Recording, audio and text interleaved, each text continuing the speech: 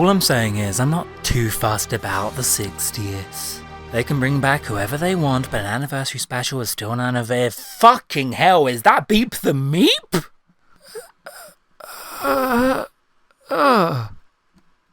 Beep the Meep, everybody. Bro Canon, who's Beep the Meep? What's his story? There's this little furry guy called Beep, and he's a Meep, and he's a little shitter, and that's it. Really? No, that's the whole thing. I am over the moon no matter what capacity of the episode this young man is in. I'm just scared it's an elaborate prank. On us. On me.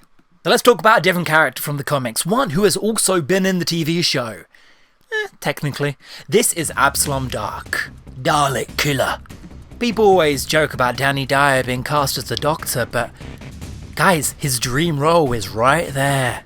Absalom Dark is a mercenary goon, a real barbarian bastard. Absalom is a product of the deep 80s. If you can already tell, picture the Punisher, but his family were killed by Daleks instead, resulting in a one-man vendetta war against the Dalek race.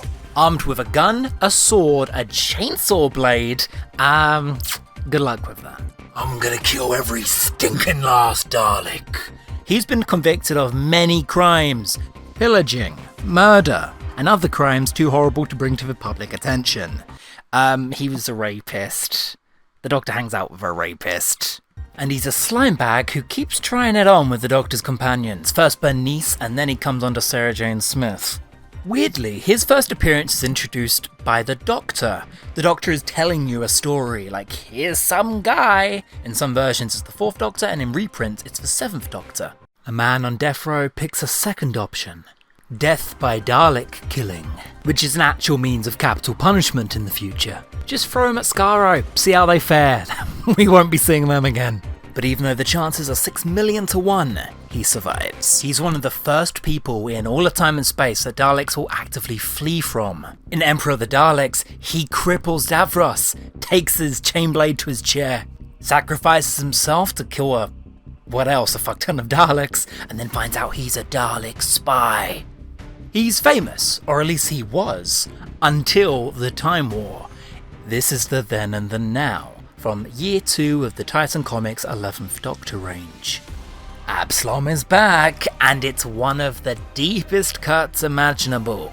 Once you reintroduce a character like him, everyone is surely on the table, and it's around this point that the Titan Comics floodgates opened, and we descended into full IP. Absalom's got himself a vortex manipulator and takes the TARDIS hostage. You see, Dalek Hunter Absalom, he's not doing too good. He's a bit depressed. This thing called the Last Great Time War wiped out almost every single Dalek, so what is there left for him to do? They've got a fun relationship. Absalom threatens to cut off all of the Doctor's heads. The Doctor threatens to jettison his wife into orbit. Jesus, that's maybe a bluff, maybe not. And then even worse than that, he eats the 11th Doctor's bow tie. He just munches it up. He's a fucking animal. Absalom is collecting the bounty put on the Doctor's head by a society that hails him as the greatest terror of the Time War. It's John Hurt. Say the name of the killer now! The great murderer of the Time War! 5-1 on the Master, 3-1 on Bob the Nasty Dalek. It's the Doctor! My money was on Bob. You heard me right, one of the greatest killers of the Time War was called Bob the Nasty Dalek. That was his official title. But that's not the fact. It should be the fact, but it's not. The real fact is that the War Doctor racked up some kills. They've put the Doctor on trial for his literal war crimes, specifically killing God. Literally killing their gods. He killed their gods in the Time War. And to make matters worse, he's travelling with the Master. Not a good look. In the Time War, the Master is a small child. The War Master, could you be more specific please, Big Finish? I meant the War Master who is a small Asian boy. The Asian child. This is the Cyclor incident. Just when you think the Time War's gotten high concept and silly enough, gods came to play. Real, physical, tangible gods, the Doctor confesses. Look, we'll talk about omnipotent beings and religion some other time, but the Doctor doesn't really do this. This is the man that looked Satan square in the face and said, "Nope, there's no devil." But these things, these Evangelion night terrors of abstract morality, high-dimensional biology, gods, I suppose, if you really want to get silly about it, decided to intervene. They got interested in the war like it was a Saturday morning cartoon, and the Daleks recruited them first. In this issue, the Doctor has been kidnapped and has been interrogated in a dark room about his memories of the event. Who were his captors? Every other incarnation of the Doctor. Desperately trying to find out what happened. Holy shit, that's how you start a year of comics. Most of them are pre-war Doctors, like the first Doctor's there. We'll come back to that, that's a bit weird. But not as weird as a road trip that takes us from Goatee Sontarans to Stormcage and River Song to Sharda. Is that Emperor Palpatine? Dalek ship graveyard, ransacking into the Master's TARDIS whilst he's out. This is getting a bit silly. And it was when I got to this issue, I started thinking, hang on, are you doing a Time War story where you can't legally show a Dalek? And that's exactly what they did. It's really funny. Did the Doctor neutralize these gods? Did he kill God, is the question this arc asks. The answer? Kinda. Inadvertently, whilst trying to prove his own innocence, he leads to a chain of events where the young Master takes Alice back to the Time War, and she does it. And then things get a bit cosmic. Hey, New Who Doctors, can you stop turning your companions into surreal time-space entities? For 5 minutes? A paradox version of her becomes the chronal tumour, the then and the now, the villain of the arc.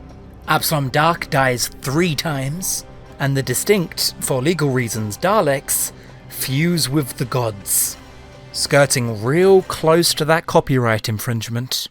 Honestly, it's all over the place and messy and fan-wanky, and the art isn't the best, but I love this story. It's loaded full of ideas, and it throws them at you constantly and unapologetically. It takes obscure canon like Absalom Dark, treats him very earnestly, turns him into a real character, and then you're just left here like, oh shit, I care about Absalom. I was not expecting this! There's inspired dialogue here. I was dead, and my dead wife made me better, and I thought there were none left, but there are. I got to smash a Dalek, smash it in his stupid Dalek head. Kill Daleks, kill, kill, kill. Oh, Absalom's a nutter, I love him. And at the very end, just as a last final note, Absalom Dark gets his happy ending. He gets to go live in the Time War. Really quite tragic, if you really think about it. This would be a horrible ending for any other character, and he has kind of lost himself to the revenge, but he's so far gone that I just can't help but punch the air for him. It's the Time War, Motherlode. Daleks everywhere. Fighting alongside the War Doctor, good on him.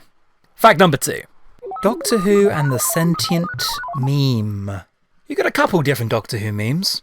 The adherents of the repeated meme, that psychic worm from Torchwood, all of these that came out on Tumblr in the late 2000s. All equally terrible, but this is a story called Intrusions. There is a man. His name is Sam. He works in the dead letter section of a post office sorting department. And he's become obsessed with letters sent by a single mother to her father in prison. But suddenly, there's a meme. A strange message in a different type font. Sam becomes disturbed. And then he's in on it. Similar intrusions keep appearing to him in other examples of dead mail. And there's an old man rifling through all the letters. The old man tells Sam that he can now read other people's private thoughts. There's a virus, my boy. It's the early 2000s. You must stop reading this mail. You will invent meme culture. Okay, he doesn't go through that last bit. Although, I tell you who is into meme culture. I'll tell you who's a dank dirty memer. Susan Foreman. She describes the Library of Alexandria as being a farm for memes. And then she's like, oh, sorry, no, that's not a concept from your time. Yeah, Ian and Barbara. There's a lot of things you can say about Susan Foreman, but I didn't expect her to be on fucking TARDIS posting. Sam looks over all these letters and finds out that his unconscious doodles on them have combined to create a flicker image of an evil baby. Are some of these stories written by a random story generator? His mind is no longer his own. He breaks into his friend's house, where the doctor is waiting for him. I warned you, this virus is a sentient idea, a meme, and it wants to download itself into the baby to create a new race. Excuse me? Yeah, no, I've read this story 3 times, and that is the plot. The meme has become sentient, and this evil baby jumps into the old man. But he's overwhelmed by the immensity of the stranger's mind. He wiped that meme so hard, it may as well have been a joke on Saturday Night Live. The doctor burns all the letters, putting back meme culture for another couple years. But you can't kill an idea.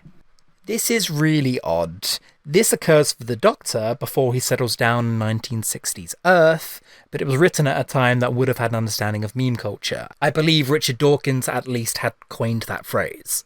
It's a very tortured idea.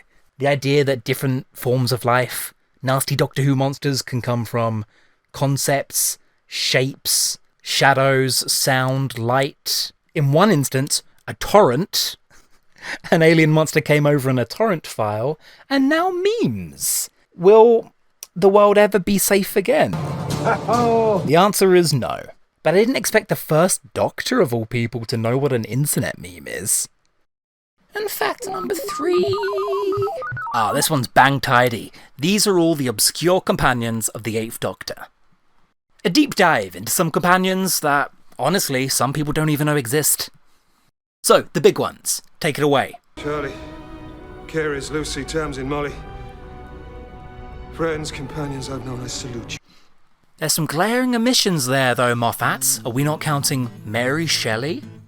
Actual author of Frankenstein? What about Croton, the martial arts Cyberman? Or Destry, the shape-shifting villain turned companion? There's a lot of cool companions. Compassion is a human TARDIS. More on her next time. Chantier is a Chantho guy who helped the Doctor end the Time War with the moment. Charlie, Lucy, Molly, Nina. Oh, you don't know Nina? Me either. She's from the Gallifrey Chronicles. She's mentioned 1 time, and we've never met her. Apparently there's just a human companion who travelled with him for a long time who we've never met. Still a glaring omission, it seems. There was also a Delilah, and a Frank? Then there's Bazima. Bazima was a fashion genetic engineer who had a villain plot. She plotted to alter the DNA of her people over generations so they could become a warrior race. For some reason, the Doctor thinks this is great. He takes Bazima on as a travelling companion, helps her in her research, interfering with history, and then for her final trip, he takes her to Valdemar 4 to show her her work would eventually succeed one day. Inspiring stuff. There's Sheena from the Starship Theseus, who's another question mark, because the Time War messed with her timeline so much, I guess she became Bliss, or she got written out of existence, or they never met, because time was doing a bit of a number in that one. Ediphis, an Egyptian man who they went to Egypt together. They had loads of fun times in Egypt, apparently. Claudia Marwood from the Eroticon novel. The wiki page considers her a companion, alright? She's there, it's black and white.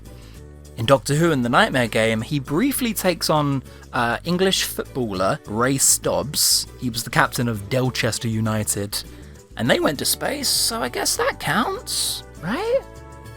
Apparently so. Lorenzo Smith. He was a companion of the 8th Doctor during the time he spent a whole century on Earth, wandering around with only one heart. They met in 1935, on a boat sailing across the oceans of Earth. They played violin, and one day he passed away, and maybe it was romantic? Time Lord Bad Guy, the 11, built the Doctor a companion as part of a trap, and the Doctor doesn't deny it. Pain, as she's called rather fittingly, was considered a legitimate companion of his.